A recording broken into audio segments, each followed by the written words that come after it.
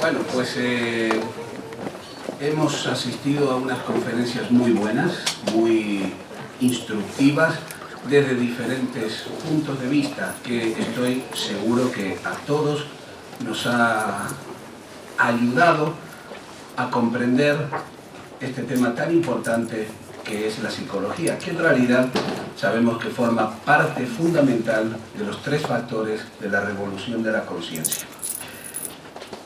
Obviamente el tema de la psicología es delicado, en sentido de que ¿qué más podríamos decir o añadir a aquello que ya explicó y enseñó el venerable maestro?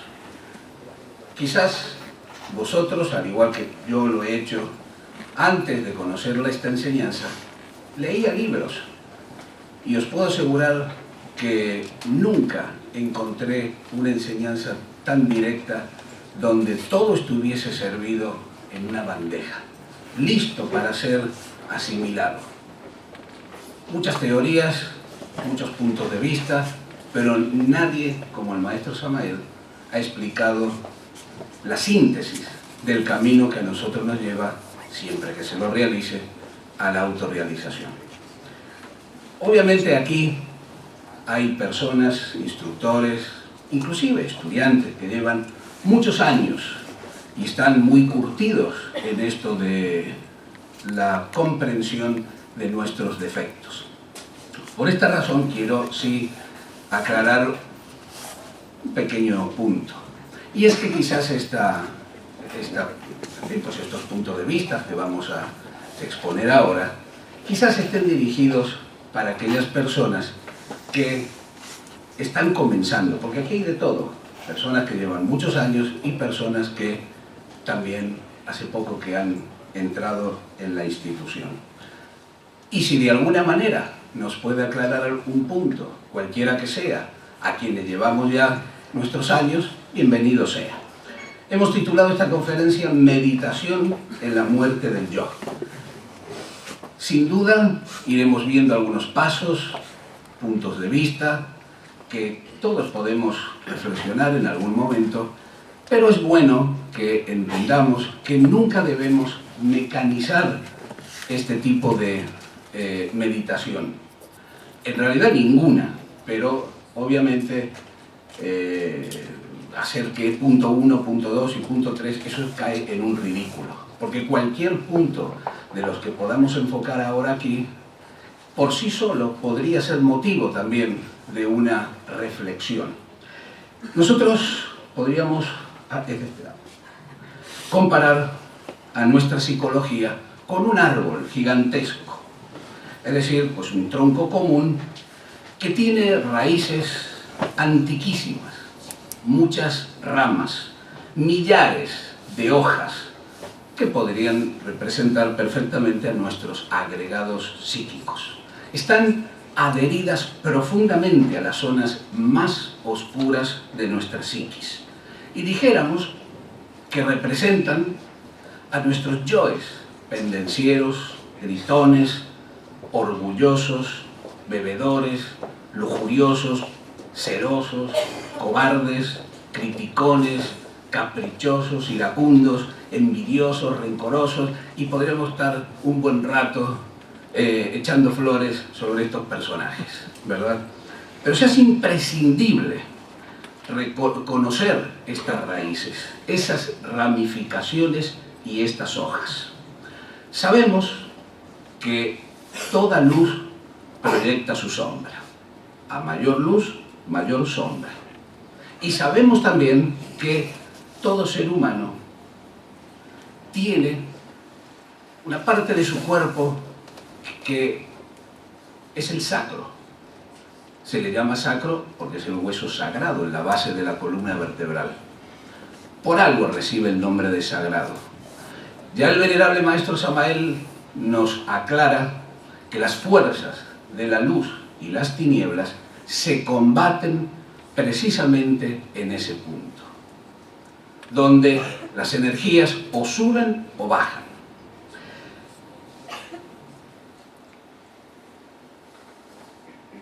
La cabeza de Legión es uno. Ayer veíamos este pequeño trozo de película de El pequeño Buda, donde salía Mara, el tentador, con sus hijas, ¿verdad? Este Mara es la serpiente antigua, aquella que tentó a Adán y Eva. Mara es la cabeza, donde todo se resume. Es también tres, los tres traidores. Judas, el demonio del deseo. Pilatos, la mala mente. Y Caifás, la mala voluntad. Es también siete. Ira, codicia, envidia, orgullo, pereza, lujuria, gula. Y obviamente es también una legión de yoes, algo heterogéneo, que se necesitan entre ellos por un momento y luego se disocian. Solo mediante dos aspectos podemos tener la dicha infinita de desintegrar este árbol nefasto. Primero, el arrepentimiento más profundo. Y segundo, los respectivos negocios con los señores de la ley a través de nuestra Madre Divina. No hay ninguna duda que la meditación conduce al despertar de la conciencia. Y esto solo es posible cuando uno se libera del dualismo mental. Me gusta esta práctica, no me gusta. Todas las prácticas del maestro funcionan. Todas son auténticas, todas son reales, todas van al grano. Alto, bajo, feo, bonito, gusto, disgusto. En la meditación debemos quedar libres del dualismo mental. Lograr que la mente no esté dividida solo es posible cuando aprendemos a dirigir la atención a un solo punto, es decir, la concentración. Ya el venerable maestro, en uno de sus libros, de sus obras, él dice: nosotros los gnósticos bebemos el vino de la meditación en la copa de la perfecta concentración. Si no, es imposible. Sabemos que hay dos tipos de autoobservación. Una es la observación pasiva, la otra es la observación dinámica.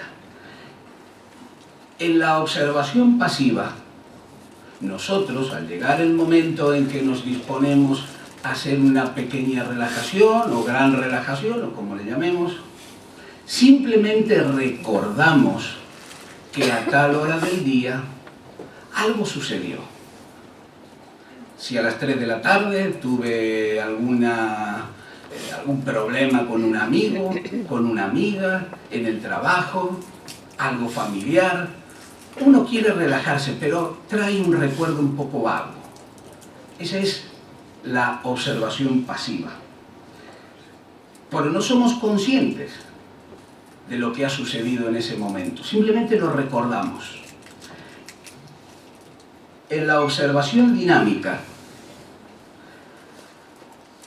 no solamente se han podido alterar las reacciones mecánicas que seguro iban a conducir a una actividad errónea que nos iba a traer a su vez un disgusto en ese instante en que sucedieron, sino que además se dispone del material psíquico necesario para estudiarlo en todos y cada uno de los centros de la máquina. Es decir, nosotros observamos, algo es que recordemos. No es que esté mal, pero tampoco está bien, porque aportar, no vamos a poder sacar gran cosa, porque no lo llevamos dentro, no lo tenemos ahí en ese momento. Al llegar la hora de la meditación, si la observación ha sido activa, dinámica, uno sigue sintiendo a ese yo que está ahí metido en su centro emocional, sigue sintiendo que ese agregado está metido en su psiquis. Y es ahí donde, sin darle de comer, como tampoco le dio de comer en el momento que apareció, entonces dice, ha condenado, aquí te tengo, ahora te voy a estudiar. Entonces, esa es la diferencia, pero sí tenemos un material con el cual trabajar. De otra manera, no sería posible. Entonces, pues, uno tiene un material para saber en qué centro de la máquina se ha expresado. Tenemos el material psíquico. Vamos a tratar de ir a través de unos pasos, podemos decir, para que podamos reflexionar sobre esto de la disolución del ego. Ya dije y repito que no debemos mecanizar este tipo de trabajo, aprendérselo uno de memoria. Esto es algo espontáneo. Aquí hay una serie de pasos, pero bueno, cada uno debe convertirse en su propio psicólogo, desarrollar una didáctica propia, método propio, ¿verdad? Y así, de esta manera, uno va ampliando ese abanico de la autorreflexión. En primer lugar, no cabe duda que nosotros lo que necesitamos es la asana. Es decir, sabemos que asana es una postura del yoga. Cualquiera que a nosotros nos venga bien. No somos faquires, no somos hindúes que pesamos 50 kilos y tenemos los huesos que los podemos girar por arriba y por abajo. Somos personas occidentales con nuestras costumbres y si estamos cómodos en una silla, adelante. Que somos capaces de hacer el loto y el loto y medio, pues adelante. Que queremos estar en el suelo con la forma de la pentalfa, fantástico. Que simplemente nos recostamos en nuestra cama, pues también. Cualquier postura en la que uno esté relajado y cómodo. Obviamente, debemos dedicar nuestra atención a la oración y entrega de nuestra Madre Divina. En este aspecto, obviamente, no debe ser nada mecánico. No debemos hacer como que, ¿verdad?, está ahí con una letanía que le está pronunciando. Primero hay que buscar a la Madre Divina, sentir que ella está ahí anímicamente en los centros de la máquina, sentir que ella está en el corazón. Una vez que nosotros tenemos esa sensación, entonces oramos a nuestra Madre Divina. Las palabras siempre, ya sabemos, tienen que salir del corazón. Y luego pasamos a relajarnos, física, psíquica y emocionalmente. Con este paso completamos la relajación de los 3 cerebros. ¿Cómo lo haremos? Bueno, tenemos la ayuda de los koans, ayuda pues de los mantras, ejercicios respiratorios, música, ¿verdad? Lo que nos venga bien a nosotros, lo que en un momento el instructor ponga también en su grupo, si es que no lo estamos haciendo en nuestra casa. Todo sirve, todo es válido. Solamente hace falta algo, estar donde debemos estar. Porque si uno está físicamente haciendo el loto y pensando en las musarañas, pues entonces no está haciendo absolutamente nada. Nada, está pero no está. Está perdiendo el tiempo.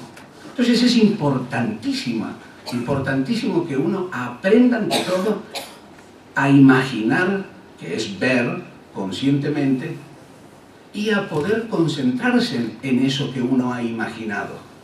De otra manera, la mente se descontrola, se vuelve ingobernable. Y podemos estar, aparentemente, cualquiera que nos vea, dice, ¿dónde estará este individuo? Por allá, en alguna zona del nirvana profundo. Y no, estamos pensando en cualquier cosa. Entonces, perdiendo el tiempo. Luego viene la retrospección. Bueno, la retrospección del día es importantísimo, porque tiene su finalidad. Y es hacer una toma de conciencia del día que ha pasado, con todas sus actividades.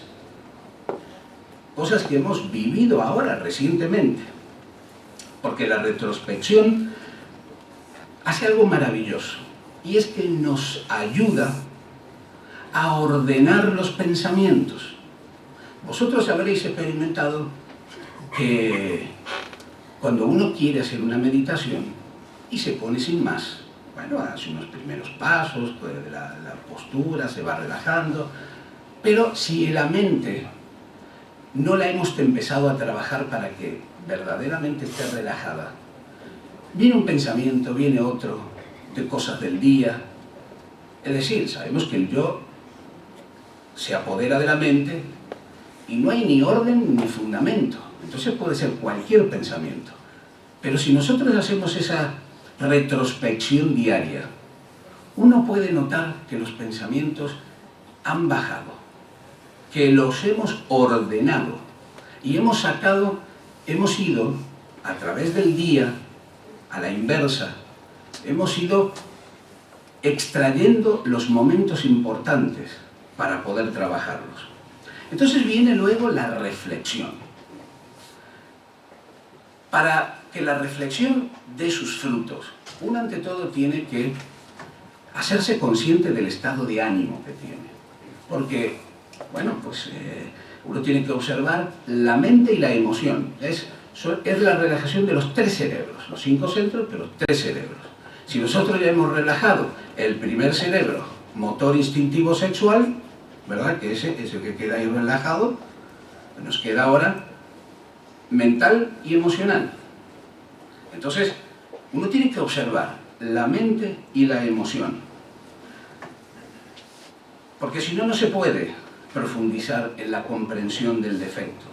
Si es que uno está nervioso, ansioso, alterado, preocupado, con algún miedo, temor de que algo en su vida privada vaya a suceder, algún hecho que... Uno se tiene que liberar de todo eso. Tiene que hacer... No se trata de un esfuerzo. El propio maestro dice que en la meditación no hay que hacer ningún esfuerzo. Se trata de orientarse, profundizar, tratar de ir hacia adentro, poco a poco, hasta poder liberarse del dualismo. Todo esto es parte del dualismo mental. Entonces, una vez que uno se ha relajado en los 3 cerebros, reconstruye la escena. Porque si hemos hecho el ejercicio retrospectivo, nos hemos hecho conscientes de la escena que queremos trabajar. Entonces uno en su intelecto reconstruye la escena. Es indispensable algo que, en fin, pues todos necesitamos aquí. Ser sinceros. Si uno no es sincero consigo mismo, ya la cosa cambia. Porque para poder comprender qué elementos han afectado a esa escena, si yo empiezo a justificarme y empiezo ya a tergiversar lo que sucedió, y a esa persona en la que quiero reconstruirles, o personas, o situación, lo que sea, yo le empiezo a quitar, le añado, le cambio el color, ya le doy mi toque personal, pues entonces ya no voy a reflexionar en la realidad de lo que pasó. Como aquí no le tenemos que rendir cuentas a nadie sino a Dios, pues ¿por qué no vamos a ser sinceros y vernos de forma descarnada, como dice el maestro, tal cual y como somos? Si hemos dicho esto, ahí lo vemos en la pantalla del intelecto, sin escondernos. Entonces la sinceridad viene a ser un punto importante. Y una vez que uno ha reconstruido esa escena, empieza a armar ese puzzle complicado que es la desaparición del yo. Entonces uno puede ver los hechos externos que motivaron la aparición del yo. ¿Bajo qué circunstancias ese agregado, que es el motivo de reflexión y de estudio, hizo su aparición? ¿Qué eventos, qué situaciones, qué comportamiento ajeno se debió o sucedió en ese momento? ¿Qué lo motivó al yo aparecer? Entonces uno ve que eso le ha causado en un determinado momento un impacto. ¿Dónde ha ido a parar ese primer impacto?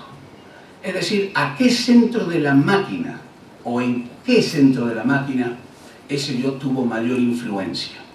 Podríamos decir que esto es como el epicentro. Vosotros sabéis que en un terremoto hay un epicentro, ¿verdad? Es un punto concreto y ya luego se expande.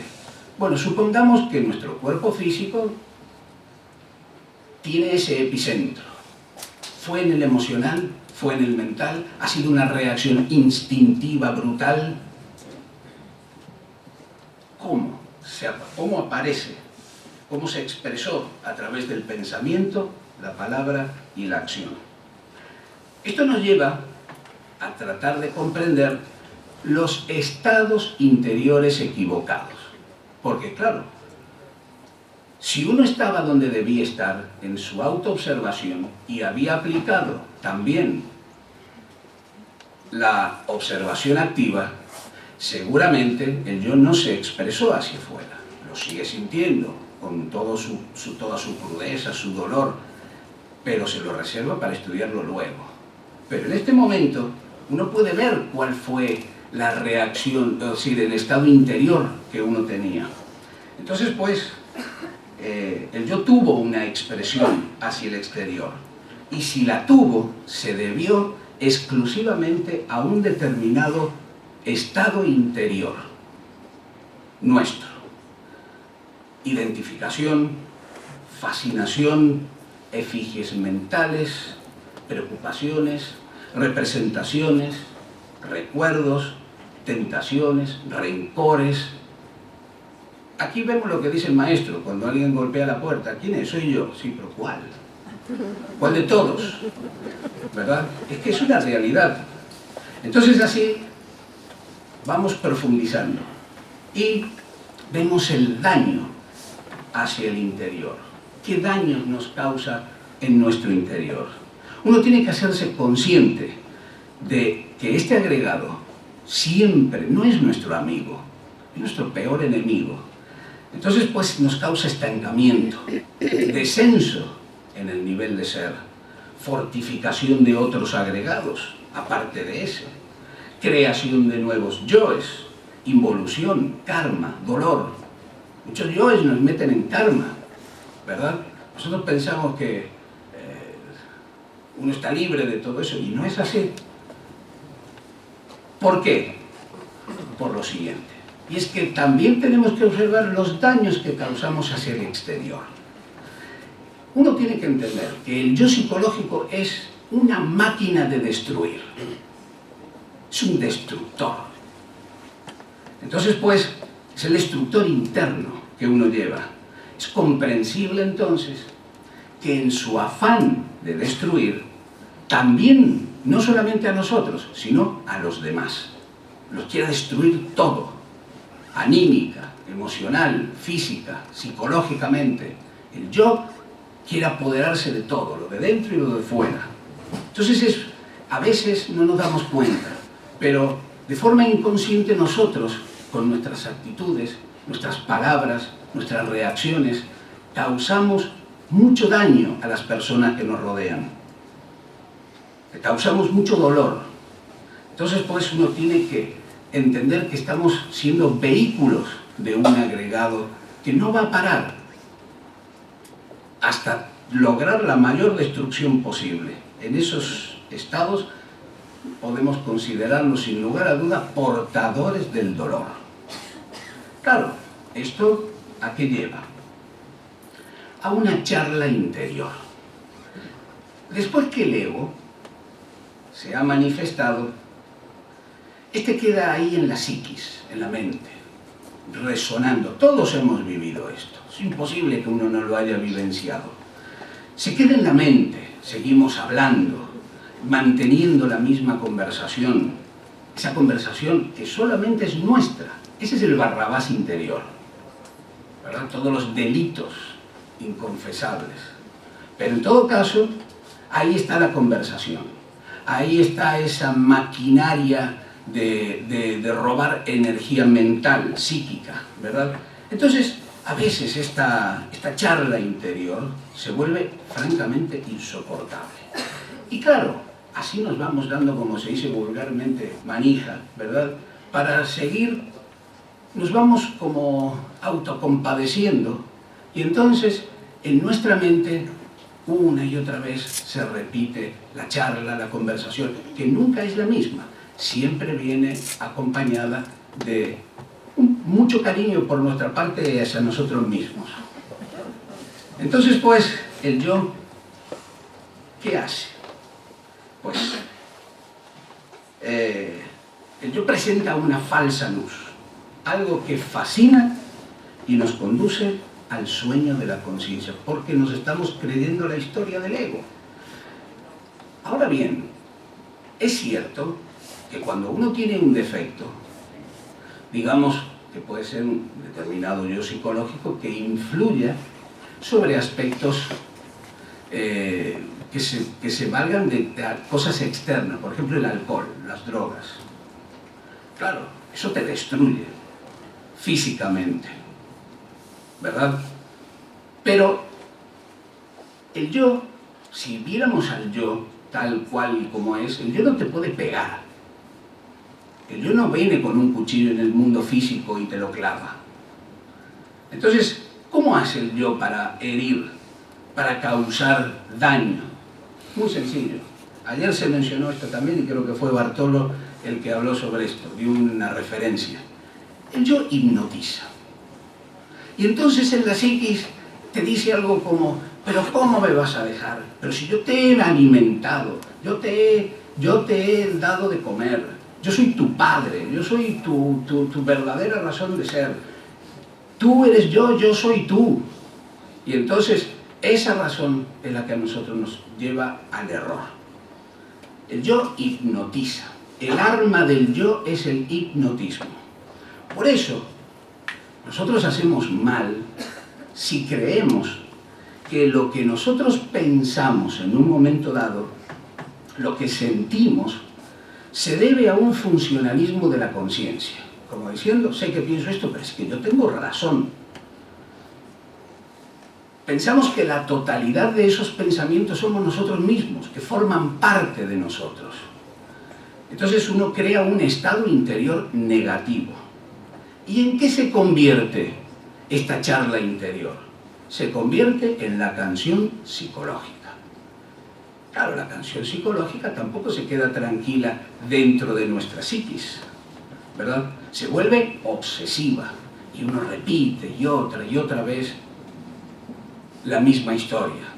Claro, aquí añadimos, quitamos, según nuestro gusto, acomodamos la conversación a nuestras preferencias de lo que sucedió y entonces así somos siempre más inocentes que culpables, ¿verdad? Entonces, claro, uno empieza a creerse su propia mentira, uno empieza a creerse su propia historia. Claro, pero como el yo no se quiere quedar quieto dentro de la psiquis, busca a quién contárselo. Queremos contar nuestras penas, lo mal que nos fue en el matrimonio, lo mal que nos trataron en la oficina, el daño que nos hicieron, y buscamos a quién contárselo. Al final la gente, como dice el maestro en alguna de sus obras, termina huyendo de nosotros, pues siempre vamos a contar lo mismo, ¿verdad? ¿Y por qué hacemos esto? Porque nos amamos tanto que lo que queremos es que los demás, aunque sea, sufran un poquito con nosotros. Parece de risa, pero no lo es. Queremos que los demás compartan nuestro dolor. Y entonces se lo contamos a las otras personas. Me pasó esto, y esto, y esto. Y mira lo que me han hecho. Y lo demás, claro, termina diciendo, pobre hombre, pobre mujer, mira lo que le han hecho. Sí, fíjate, qué tal y qué cual. Y lo demás terminan dando la razón, bien porque consideran que es cierto, o bien porque se lo quieren quitar ya de encima. Pero lo cierto es que ahí está el caso. Ahí está que nosotros queremos que los demás vivan y compartan nuestro dolor. Entonces, claro, ¿esto qué origina? Nuevas causas y efectos. Siempre que aparezca un determinado yo, se van a ir creando nuevas causas y efectos. El yo todo lo enreda, todo lo viene a complicar. Y nosotros sabemos que no existe efecto sin causa ni causa sin efecto. Entonces uno puede averiguar en qué problemas nos ha metido este agregado. Porque eso lo podemos ver como causa y efecto y uno puede llegar a intuir el efecto que va a tener esa actuación del yo. Porque si nos hemos peleado con la familia, ya estamos viendo lo mal que nos va a ir. Ya no vamos a poder ir de visita a la casa de nuestra madre, de nuestro padre, a casa del amigo, a juntarnos en el club, no lo sé, porque algo hemos dicho. Ya no podremos ir a compartir algo. Entonces se crean nuevas causas que siempre van a ser negativas. Causa y efecto. Entonces, pues, sucede que nuestra imagen, a través de esas peleas en la oficina, con los amigos, donde sea, en la escuela, en la universidad, esa imagen queda alterada. Ya no somos la misma persona, ni nos van a ver nunca ya, dependiendo del grado, de la gravedad del hecho, ya no nos van a ver nunca como hemos sido. Nos van a ver con la imagen nueva que hemos proyectado. La del iracundo, la del nervioso, la del destructor, el mentiroso, el ladrón. Es así que nosotros llegamos a comprender que todos estos defectos vienen por una causa, que es la autoconsideración.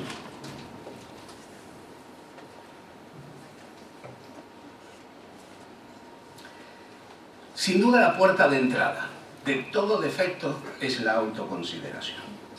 ¿Qué es la autoconsideración? Pues es una emoción inferior que siempre encuentra respuesta a través de la mente. Siempre es inocente, nunca es culpable. Y encuentra una justificación como para decir, ¿pero quién es este para hablarme de esta manera? ¿Pero quién se cree que es? Bueno, a ver, es cierto, me he quedado con su dinero, pero él tiene mucho, yo no tengo nada. Entonces ahí está la justificación. Bueno, es cierto, hubo una pelea o hubo una crítica, pero él empezó primero. Entonces quiere decir que la autoconsideración a uno es la puerta de entrada de todo defecto. Entonces, de esta manera, entendemos que creamos un falso sentimiento del yo. ¿Qué es esto? Es una fotografía de nosotros mismos que debe ser destruida. El falso sentimiento del yo se fundamenta en una fantasía que nosotros tenemos de sí mismos. Muchas veces nosotros creemos en una cosa y en realidad somos otra. Porque creemos ser lo que hemos sido y no lo que somos ahora. Entonces, pues, esto encuentra una base sólida en la psiquis, porque uno se ha quedado anclado en el pasado. Uno tiene que entender que todo cambia, y nosotros, no solo físicamente a través de los años, sino también psicológicamente, siempre estamos cambiando. Si uno no trabaja sobre sí mismo, al final, por más vuelta que le demos al tema de los libros y asistir a las conferencias y todas estas cosas, el mundo lo va idiotizando a uno y lo va volviendo igual que cualquiera. Entonces, pues, uno tiene que entender que aunque hayamos hecho cosas en un pasado, aunque hayamos tenido nuestras experiencias en un pasado, nos tiene que importar el ahora, el presente que estamos viviendo y valorar todas las situaciones por el presente. Porque todo cambia, para bien o para mal, para mejor o para peor. Entonces, ¿qué es el yo? El yo es el tiempo, el yo es el pasado. Y nosotros nos consideramos por lo que fuimos, si tenemos esa fotografía psicológica, no por lo que somos en este momento. Solo liberándonos del pasado podemos vivir el presente. El maestro dice, insiste, y los budistas y todas las grandes escuelas filosóficas, que hay que vivir el presente. En palabras suena de maravilla, pero qué difícil es vivir el presente. Estar en el momento con los sentidos puestos donde debemos estar. Claro está que uno está investigando, está tratando de comprender un defecto. Entonces uno dice, ¿cuánto tiempo hace que yo tengo este defecto, este yo psicológico dentro mío? ¿Cuánto tiempo cargo yo con esto? Ahora bien, es muy probable que nosotros hayamos observado ese defecto que se presentó a la mañana, ayer, antes de ayer, ¿verdad? En algún momento. Pero claro, lo observamos y estamos viendo que ese defecto es como algo de ese instante. Pero eso no es real. Porque puede ser que ese defecto se esté expresando desde la niñez. Aquí tenemos una fotografía de una niña, caprichosa. Y a lo mejor ahora somos mayores y seguimos siendo así, solo que como persona adulta, pero caprichoso. Queremos que los demás hagan nuestra voluntad, que los demás hagan lo que a nosotros se nos ocurra, ¿verdad? Entonces, pues, vosotros recordaréis cómo, bueno, hemos visto como 50 veces la película del Círculo de Hierro, ¿verdad? Por ahí. Bueno, ¿os acordáis que hay una escena donde hay un chico que es muy guapo y él le dice, va, pues lo que sería el gurú, el maestro y su discípulo, caminando por esos sitios? Y entonces llegan a ese poblado donde está ese niño y le hace así con la mano, como diciendo, a ver qué pasa con vosotros. Y el otro no le llega a tocar, pero le suelta el bofetón y el crío sangra, ¿no? Entonces el otro no entiende la reacción de ese maestro. Y entonces ya se enfada. ¿Os acordáis, no? Cómo se enfada y entonces pues le dice, bueno, ya basta, ya me vale, ya no aguanto más tanta forma de actuar tan rara. ¿Por qué le has pegado a ese guapo muchacho?, le dice. Sí, demasiado guapo. Yo no le he pegado, lo que he hecho es liberar a sus padres de un tirano.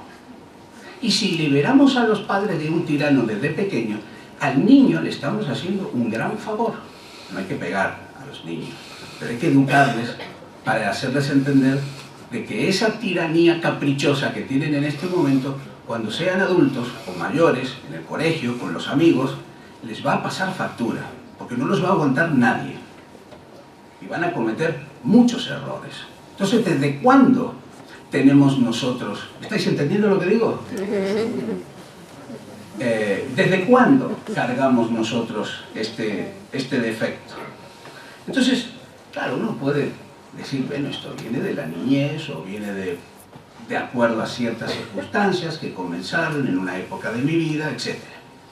Pero cuando nosotros dedicamos la atención a observar, a tratar de comprender lo que sucedió hoy o ayer, como sea, uno viene a darse cuenta de que este agregado no solamente se expresó hoy, sino que también ayer y 2 veces a lo mejor la semana pasada, y entonces uno no se puede acordar de todo. Pero, ¿cuántas veces se expresó en el mes pasado? Y durante todo el año. Puede haber sido montones de veces.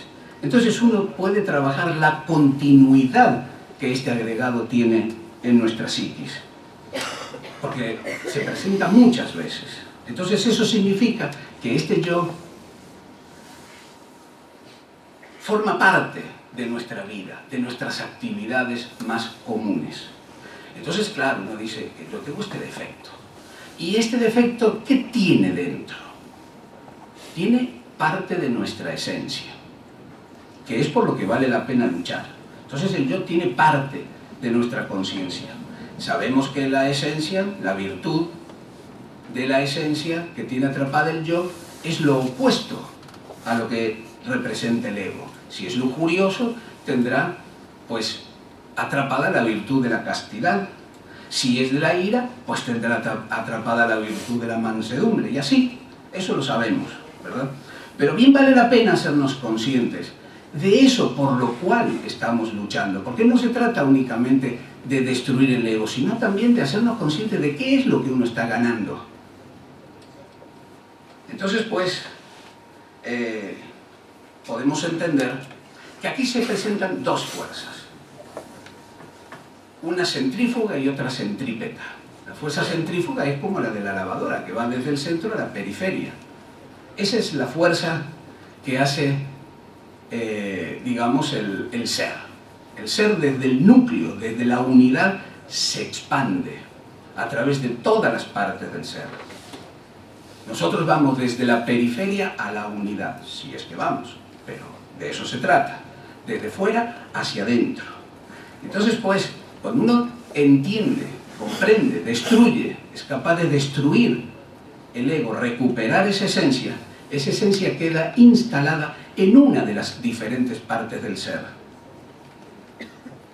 El ser se va multiplicando en partes, y en una de esas, de acuerdo a su propia naturaleza, queda establecida.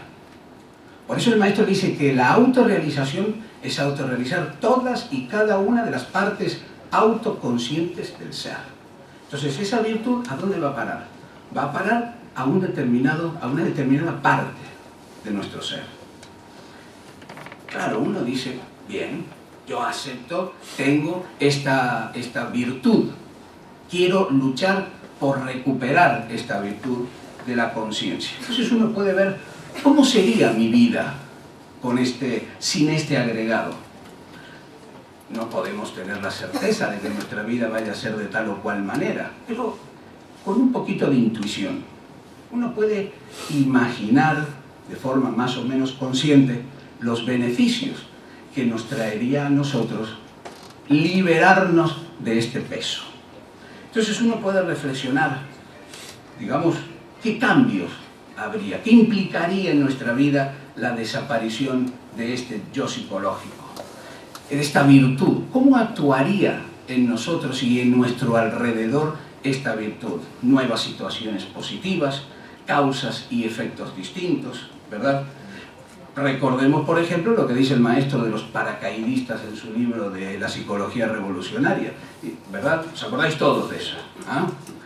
Pues, si una de estas personas se decidiese a cambiar, qué distinta sería su vida. Pero entre ellos se hacen familia, y se pegan, y se hieren, y beben, y no salen de ese círculo. Pero atraerían a su vida grandes beneficios si pudiesen cambiar un momento de su existencia. Atraerían nuevas circunstancias. Eso serían las nuevas experiencias que esa virtud nos haría vivir. Entonces, uno tiene un material. Obviamente, es un material que uno ha ido comprendiendo a lo largo de esta meditación, y claro está que hay que acusar al yo. Tenemos que acusarle por todos los daños. Como dice el maestro, le sentamos en el banquillo de los acusados. Entonces uno se tiene que hacer conscientes del daño que nos causa. Estancamiento, peleas, enemistades, estados emocionales equivocados, negación del Cristo interno, etcétera, etcétera, etcétera, ¿verdad?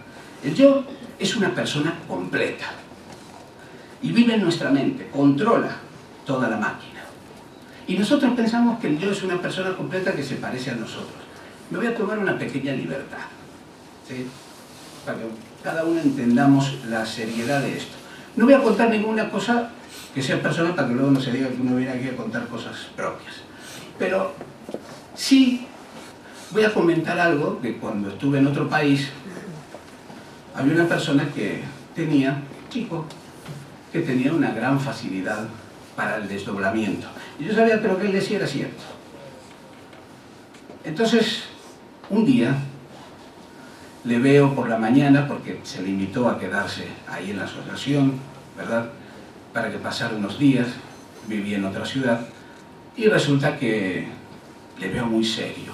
Porque él me dijo la noche anterior, oye, dice, pero esto del ego y no sé qué, digo, dile a tu Madre Divina que te lo muestre. Que te muestre yo cómo es. Sí, él ya había tenido sus experiencias. Y a la mañana me lo encuentro que había dormido muy poco, porque tuvo la experiencia enseguida, y estaba en la mesa con una cara de tristeza, y estaba así, que digo, ¿qué pasa? Dice, es que he visto al yo, y me lo empezó a describir, pero él lo describía con tanto detalle, y dice, no me dijo que yo era, pero dice, mira, aparecí en el infierno, de entrada. Y entonces había un humo que era vaporoso y no se iba nunca. Ni subía ni bajaba, ahí estaba. Las paredes estaban mugrientas, dice, como de un verdor, una cosa muy desagradable. Había una luz que venía de algún lado que apenas se podía distinguir algo, pero yo a ese personaje lo veía. Y apareció de repente como desde un pozo donde se levantaron unas llamas. Digo, ¿y cómo era? Dice, mira, tenía el cuerpo rechoncho, ¿no? Y entonces tenía dos manos que eran como, él me dijo, como de animal prehistórico, con unas garras así cortitas. ¿Habéis visto que tiene un cuerpo muy grande y las manos delanteras cortas? Y tenía unas uñas bastante pronunciadas. Y entonces, dice, el cuello se le hacía pequeñito. Y luego volvió otra vez a ensanchar la cabeza como un huevo. Dice, en el centro tenía un ojo muy grande. Y dentro del ojo muchos ojos que me miraban así para todos lados. Y tenía alas membranosas y él decía, bueno, esto fue en Australia. Y él decía, was flapping. Y dice que él hacía así y se iba acercando cada vez más. Entonces cuando lo tuvo cerca, tenía una boca que era como de pico de pato, pero con unos dientes horrorosos. Y sacó una lengua, hizo un sonido como una cosa así, y empezaron a salir moscas. Claro, no es ninguna película de risa. Esto es lo que cargamos en la psiquis. Esto es para llorar, no para reírse. Porque él tuvo la experiencia, yo sé que él no me estaba mintiendo, él no sabía cómo era eso. Y entonces dice que cuando hizo ese sonido, sacó una lengua de un color morado, una cosa así, que se hacía como bífida. Y salieron moscas, salieron un montón de moscas, y empezó a hacer un sonido como, no sé qué cosa, y dice, ahí me espanté de esas moscas y me desperté. Por razón me lo encontré en la cocina hecho polvo. No era para menos. Porque que tu Madre Divina te diga, mira, esto es lo que cargas en tu psiquis, eso tiene narices.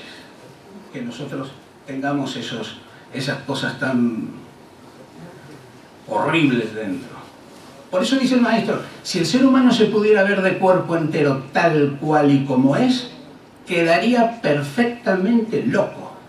¿No lo dice él? Creo que es en la Psicología Revolucionaria o en la Gran Rebelión. Entonces es así que el yo es este destructor, que va a los centros de la máquina.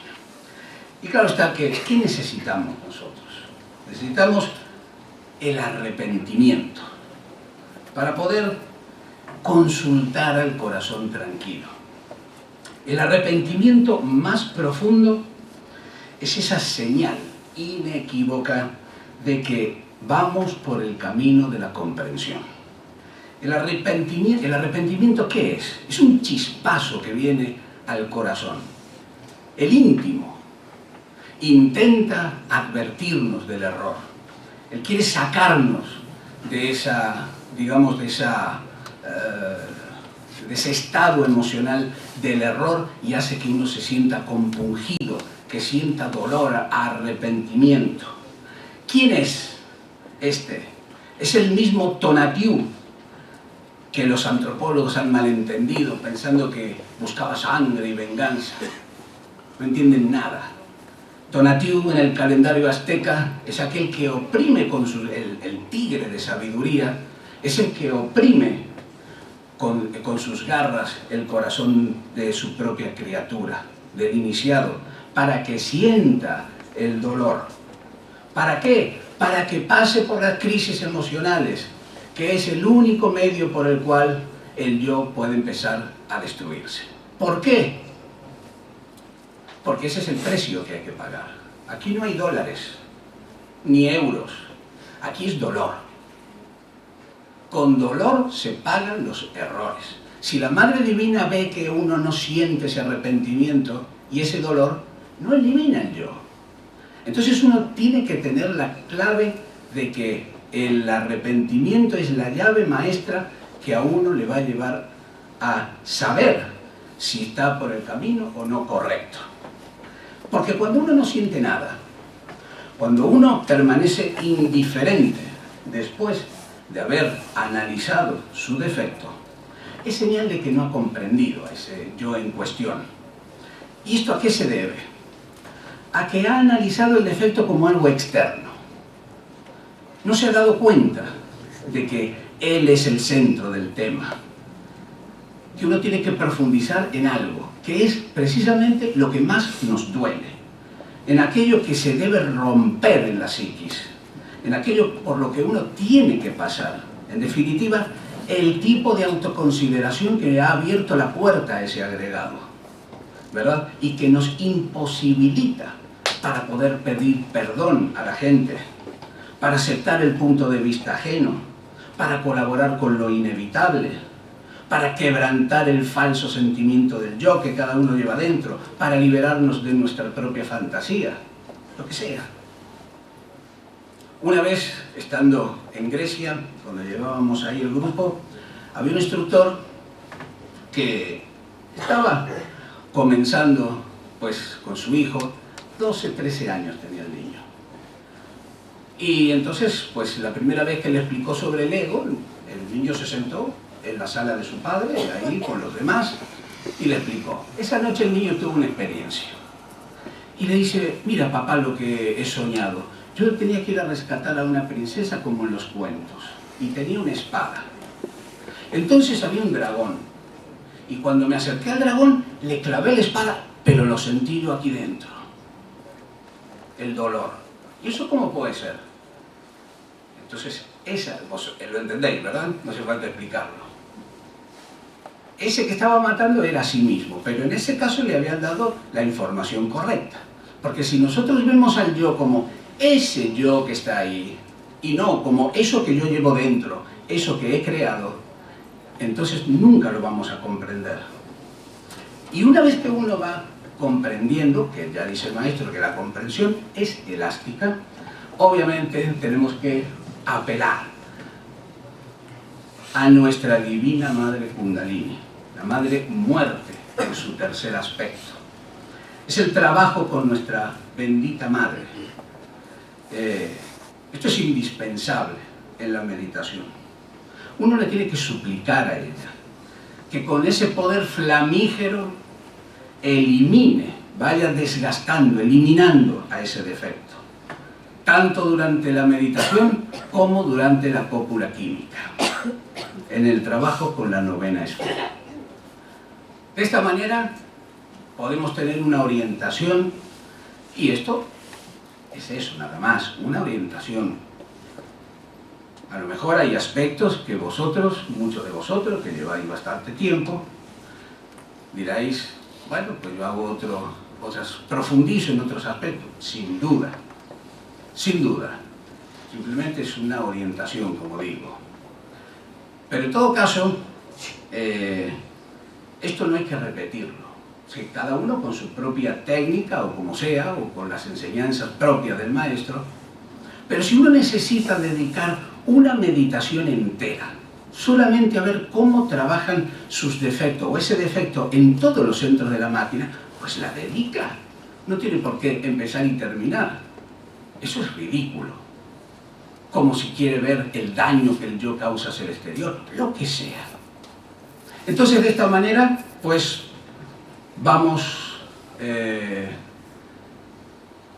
pues entendiendo un poco más esa psicología que todos tenemos y que ojalá, quiera Dios, algún día pueda cambiar. Muchas gracias.